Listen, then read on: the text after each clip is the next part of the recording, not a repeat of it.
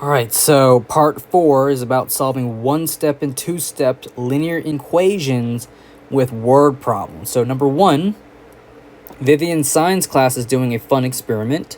Each student must make a parachute that can safely carry a raw egg from the school roof to the ground. On the day of the parachute experiment, Vivian's teacher gives 2 raw eggs to each student in the class. She gives out a total of 44 eggs. So this last sentence seems very important. So it says, write an equation to find the number of students S in Vivian's class. So it tells you that we represent S equals students. Or I should say, the number of students. Do we know how many students are there in this class? No, because that is what we're going to find when we look at the second part of this problem. So this teacher gives 2 raw eggs to each student, which I can represent that as 2S, right? So 2 raw eggs for every student, and she has a total of 44 eggs. Our equation is already figured out. So now what I can do is solve for S. So there are 22 students.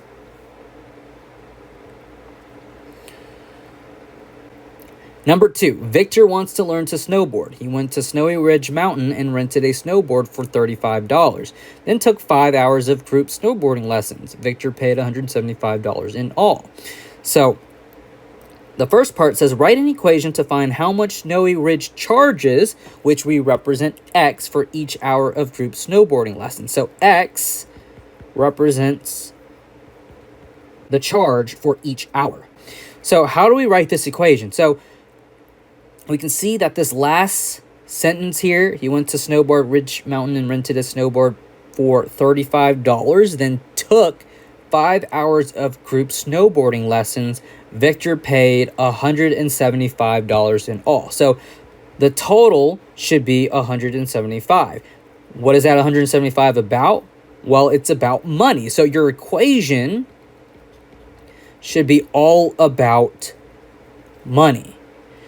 You can't be talking about hours plus hours and expect that to be $175.